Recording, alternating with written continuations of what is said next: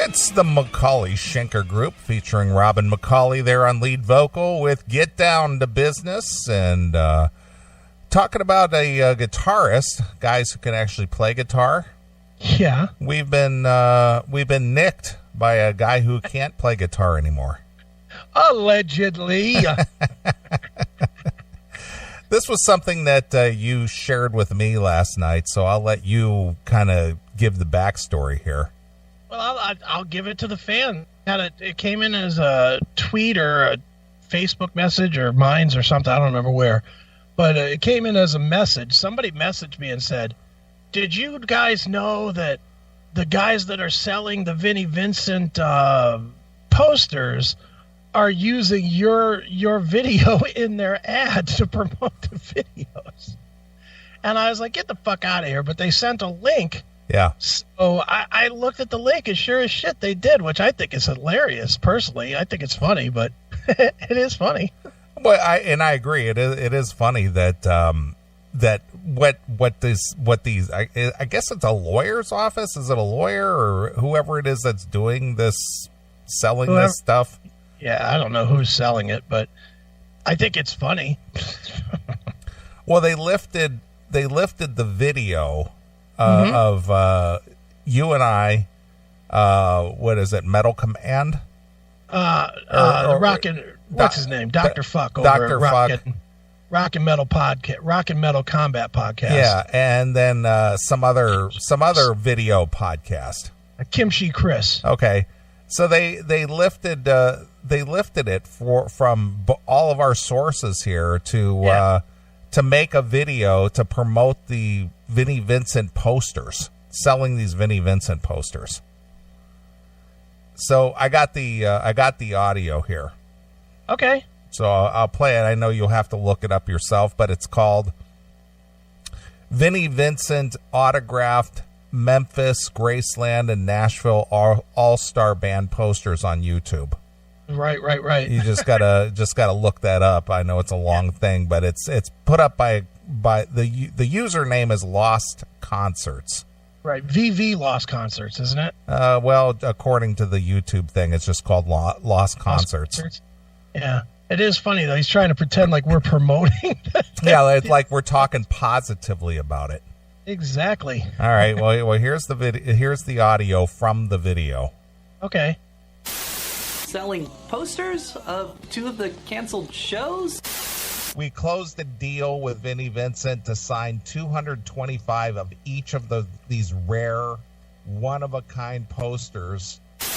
The posters of the show canceled for $75. And he signed them. Ain't that great?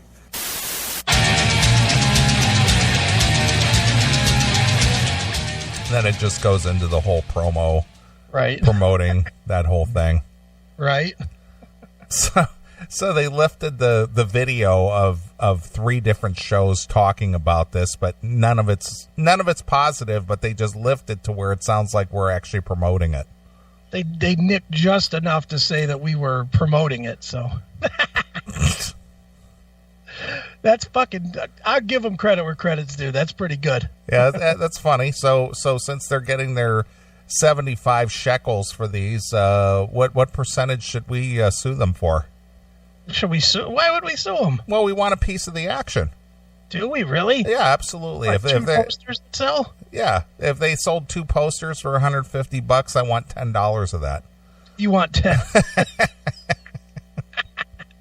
All right. Well, you can spend your time suing these dick fucks. I'm just being silly, but still. I think it's great. I wish more people would nick our audio. Well, it will. It's coming. I guarantee it. There's a lot of plagiarism out there, so they'll be grabbing stuff here and there, I'm sure. I know. I just thought it was hysterical that these guys that are absolutely selling a fraudulent product to fucking the dummies that still give a shit about Vinnie Vincent, that they're gonna, pretend like we're promoting it too. That's funny. That is funny. So anyway, there you go. People taking stuff from us. They're taking our stuff, man. Yeah. Maybe it's secretly us that's selling the posters. Yeah. We just haven't told anybody. Right. Why are you promoting this, Neeley? We got to make our money. Exactly. Another thing that I just stumbled across, and I know I shared it with you. Yeah. And Ozzy Ace. Yes, I mentioned you, Ozzy Ace. I know you don't think you get enough mention on the show, but if you're listening, Ozzy, I'm mentioning you. Our good friend, Ozzy Ace from Australia. Did he really say that? Well, he said that I got to submit some fake news or something to get some kind of mention on the show, because he sends me 1 million emails a week. Yeah. Literally. I mean, just today. And this is not a complaint, but just today, 1, 2, 3, 4, 5, 6, 7. He sent me 7 emails today. Yeah, well, here's the deal, Ozzy. You're still not in first place. Mark Miller is in first place. Mark Miller sends 6,000 emails a week. Mark Miller literally does Neeley's homework for him. Yeah. And we never mention him, even when we use his stories. Mark Miller, yeah. But, John Phillips sends in stuff, and Mark Miller sends in stuff, and Sal sends in stuff, and Phil Insamel sends in stuff, and who else sends me stuff? Brian Bauman sends me stuff, and I mean, the email box gets full. Yeah, it does. And I find stuff through the week myself. Chris finds stuff through the week. You send me stuff. I got to just pick and choose. The show's only 6 hours, and when we get on a topic, I mean, I can't cover everything, and I appreciate your efforts and stuff, but, I'm going to mention you now. Yeah. You sent over a video, which I had just stumbled across yesterday myself, of our good friend Miles the Shoe Schuman. Yes. He interviewed Vince Neil. Oh, wow. And, boy, I'll tell you, looking at Vince, Jesus Christ. Looks bad, huh? Did you watch any of it? I didn't have time to watch it. Oh, okay. Because I was just like, wow, who is this? Who is this Macy Day float coming up on the stage? This 4th of July parade float. Oh, boy. Wow. So what are you saying? He gained a little weight? Well, I think, I saw something like a month or two ago where he's trying to, get healthy and eat right and blah, blah, blah. But man, he's got a long way to go. How much of it is booze? Oh, I'm sure probably most of it. It's all alcohol? Yeah. But he's got a big pumpkin head sitting on a big basketball belly with hair and glasses. Nice. And it's just like, dude. What a description you're making there. I mean, it's just hard to look at. And he and Miles, I know Miles, I've run into him, obviously we've had him on the show, and, Sure. The story of how we even got in contact with him, right. Is interesting in itself. And, I've run into him 2 or 3 times at NAMM, and I saw him just this past January at NAMM. Okay. I told you that story. It was kind of funny that Bob Nalbandian and I and my nephew, we were just leaving NAMM. Right. And we were just standing out in the hallway there on our way out of the convention center. And Bob says to me, he says, hey, he says, who we didn't see was Miles. He said, did you see Miles anywhere? I said, no, I didn't run into him anywhere. Just as we said that, he and his mom walked up. Kimmy. I mean, it was just that instantaneously. It's like we mentioned them and poof, they just appeared. Right. It was really weird. But so, we ran into Miles, and he's really, really into the whole broadcasting and radio thing, and he does his own show, and Sure. now he's hosting this band camp thing and interviewing Vince Neil on the stage. And I'll play just a little bit of it because obviously it's the video that you want to see. Right. But he's very what do you want to call it? He doesn't hold back at all. He's just a showman now. Well, good. Our good friend Miles. Love that. Yeah, so he's not afraid. He's not bashful. He's just up there just bringing it. So here we go. All right. You know what we're about to do? You know who's about to come up on the stage? Let's give a big warm welcome to Vince Neil of Motley Crue.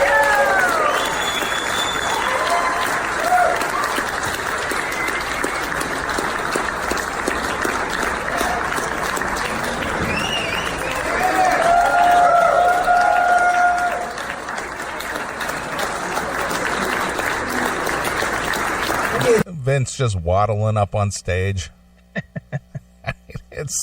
It's really something to see Vince. You know, when you think about the legacy of Motley Crue and you know what we guys of our age were introduced as Motley Crue. Vince used to be this really skinny, blonde-haired, energetic singer guy. Right. You know, just up on stage, and now here's this guy who's probably 200 pounds more than what he weighed then and just kind of waddling up on stage. Dude, he just doesn't care anymore. I understand. You know? I get it. He's got $200 million. He's got the hot wife, you know, so what does he give a shit? He don't care. I guess. You know, he's like, yeah, fuck it. And he doesn't want to live to be old. You know, because every day he has to think about killing Razzle and his dead daughter and shit. So, you know, he wants to die about 60. He don't want to live that much. He's almost there now. Like I said, he wants to die about 60. See, this is the thing. I always think this because I think it myself. The reason to be thin as you get older is to live longer. But some people just don't want to live longer. Well, some people don't want to be that old. You know, and I would bet anything with all of Vince's bullshit that he has with with his daughter dying and killing Razzle and, you know, all of his bullshit that's come from that. I can't think that he wants to live with himself as an old broken down guy with nothing but those memories in his fucking head. Mm-hmm. So he's just kind of, you know, he's living in a state of depression just on his way out. You think? I do think that. Well, here's what I've, you know, and I know I've said this before on the show, but if you're an active performer, which obviously he is because he's still out there touring and doing all the things that he does, in my opinion, just as someone who's somewhat of a performer myself, you know, us doing the show, I try to stay presentable. You know what I mean? It's just like you kind of owe it. Not only do you bring the show to the fans, but you sort of got to keep that image, I guess. That's just my own personal opinion. Sure. I know, obviously, this is not the case. But even the old fucks and Kiss.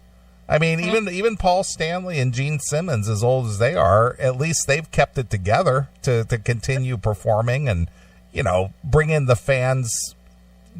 Again, I know they're in makeup and stuff and they don't look as young as they used to, but at least they've kept it in shape. But don't you think they don't have that depression? I think Vince Neil lives in depression. I honestly think that, you know, everything that he's tried to do other than Motley Crue has been a failure. You know, had a kid, it died. Had a fucking friend, it died. Tried to go solo, it died. You know, couldn't do anything away from his other bandmates. Had to do everything with his other bandmates. And now he's just, you know, now he's old. His time is over. He knows that, you know. And now that his time is over, he's like, oh, fuck, what am I sticking around for? Yeah. You know, I mean, dude, you've seen, how many videos have you watched of Vince? Does it look like he still gives a shit about being on stage? Well, I don't know why he still does it. Because he doesn't know anything else. Okay. I honestly think that if Vince Neil was not on tour, he's Shotgun to the Face guy. He's Kurt Cobain guy. So he stays on tour and performs just to keep from killing himself? I would think so, yeah. Wow, that's an interesting concept. You think something different? I have no idea. I don't know the reason why. I don't know what he does. I mean, I know I said he had $200 million, which is probably a gross overestimate, but I mean, realistically, he's got to have 50, don't you think? You would think. I mean, just in the last, decade and a half that Motley Crue toured around and they played not stadiums, but arenas. Yeah. Everywhere that they went, I'm sure that they got a big cut of the money. And let's see, when did Vince rejoin? 96? Something like that. Yeah, it was 96. So and they hung it up in 2015, right? Yeah. So almost 20 years more of touring and doing it every year. I mean, I don't think they came off the road for more than a few months before they launched another tour, right? Not real, other than when there was a 6 a.m. record, no. Yes. But even then, he didn't. He would go and do solo shows. Yeah, so you figure, let's just say he made $10 million a year. Yeah. $10 million. That 10 times 20. That's $200 million that he grossed. And he wasted, and it goes back to what I'm saying. Everything outside of Motley Crue that he ever did failed. That Arena Football League team failed. Having a kid, died. Having a friend, died. Solo records didn't sell. Yeah, he had the Dr. Feelgood restaurants. Yeah, failed. He had the tattoo parlors. Failed. Everything failed. Mm-hmm. I've got to think that he's, there's a depression about this guy. And let's face it, even if he has $50 million in the bank right now, why is he on tour all the time? Yeah, well, that's a good question. And if he continues to tour or wants to be a performer, in my opinion, again, I don't know why he wouldn't keep himself in better condition. But if you want to throw in the depression factor and, let's go with your philosophy that the only reason he continues to work and tour with his depression, the whole give a shit factor, but as long as I'm on the road and have purpose, I won't shoot myself. Yeah, well, and I honestly think that there's probably some truth to that, and on some level. I mean, for God's sakes, why wouldn't he take a vacation? Why wouldn't he take 6 months and go to an island? He used to go and fuck porn stars on an island for fucking 6 months. Yeah, now he was also into the racing too. He was kind of like with Stephen Piercy, he was doing the whole racing thing for a long time as well. And how'd that work out? Well, he did it more for a hobby than anything else. Yeah. I just honestly think that this dude doesn't have any vision of later in life. He's just, his time has come, his time has passed, and now he doesn't know what to do. And the truth is, why is that guy, and I can relate as a fellow fat guy, it's fucking hard being a fat guy and getting into shape. And if people are going to throw you $30,000 to $50,000 a night to be Fat Elvis, then fucking take the money. I mean, he's making A-list money, and he doesn't have to try. Yeah, I agree. I'm complete. I guess for me, I'm only putting myself in his shoes. I guess there's no sense of any kind of like personal pride there at all. Yeah, well, dude, some people don't give a shit. Apparently not. I'm one of them. I couldn't give two fucks. Yeah, but you're not a performer. You're not out on stage every night. No, but even if I was, I wouldn't give a fuck. Really? No, I've never been that guy. Even when I was in the best shape of my life, when I was 190 pounds and ripped, still never gave a shit. I really give two shits about, I got to go buy the best clothes and the best, I never was that guy. I always found those people to be fucking pompous douchebags. I always was the fucking give me a t-shirt and some sweats and I'm good guy. Right. I never was, let me go out and buy a $200 shirt and a fucking the right pair of pants and, so that I can go out and get chicks in the club, man. Fuck that. I hear you. Well, let's see what our friend Miles brings to the table. All right. Vince, it's awesome of you to be back here. How many rock and roll fantasy camps have you done nowadays? This is my, I think this is my third. I think I did the very first one. I don't even know how long ago it was. It was a long time ago. So what keeps clearly you like it. You keep coming back. What is it about it? Well, it's really the fans and people learning the music and appreciating music. And it's not even of a different time and age, really. We did music 30 years ago, and for people. You know what always makes me laugh about these type of Q&A type sessions. What's that? And people attend these things, and they've got chairs and they have a captive audience. People just sitting there yammering among themselves the entire time. Yeah, they pay a bunch of money and then they don't pay attention. You can hear everybody just talking and talking and talking. It's like, are you even listening to what's going on here? Or what's the deal? Yeah, no, they're not at all. It's like, so why are you here? Exactly. That are young and still learning and like wanting to learn the songs, and so it's really cool. I always hear headliners say that they wish there was something like this when they were a kid. Who would have been your dream headliner at a rock and roll fantasy camp? Oh, jeez. Probably, I don't know. There's so many of them. There's so many, I can't name one. Can't think of any of them right now. But Miles is quite the kind of the MC, I guess. Yep, he's got it together. Yeah, he's got it together. Pretty young guy. I think he's only like 19 now. Right. And he's hosting this rock and roll fantasy camp Q&A. Good for him, man. Yep. He's come a long way from us goofing on him. Yeah, absolutely. And the funny thing is that he credits us for him trying as hard as he has. Right. How wacky is that? It's funny. All right, I'll just play a little bit more of this. Okay. Like, back then it could probably be Robert Plant, you know? Yeah. Led Zeppelin. I assume just about everyone here has seen The Dirt, the new Motley Crue movie, yes?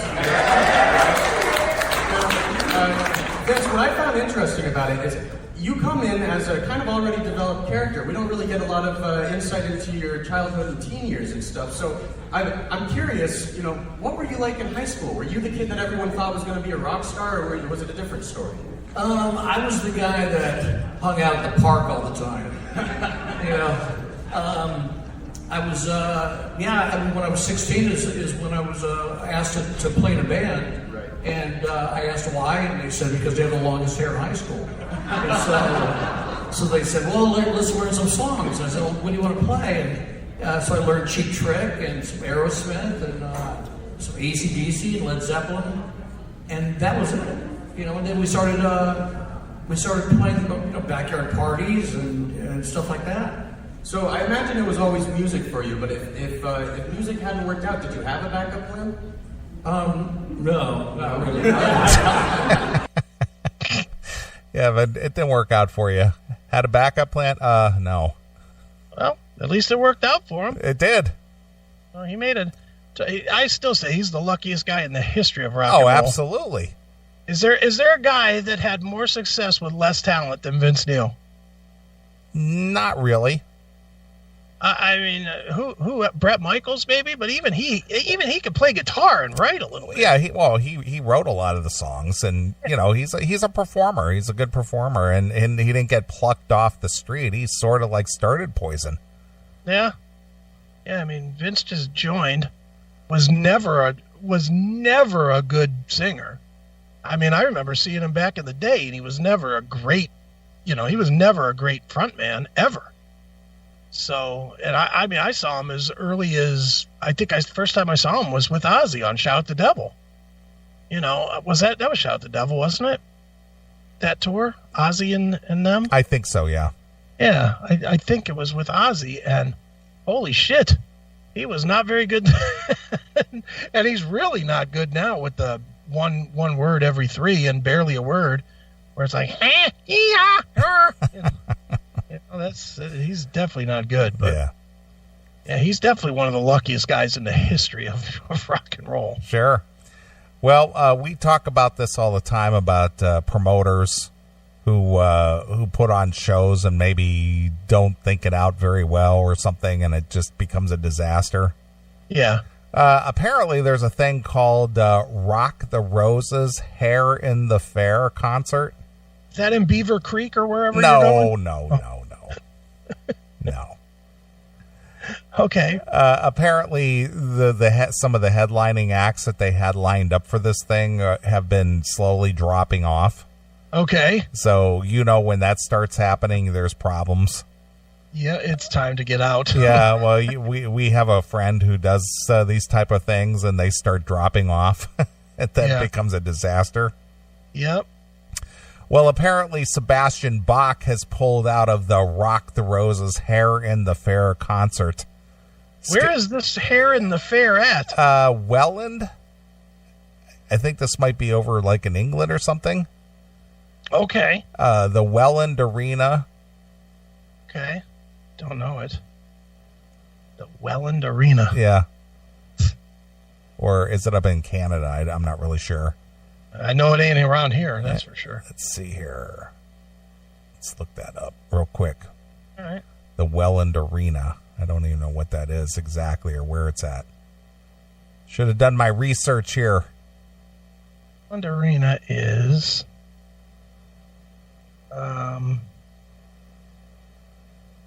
that isn't it. Welland Arena and Ice Rink, City of Welland.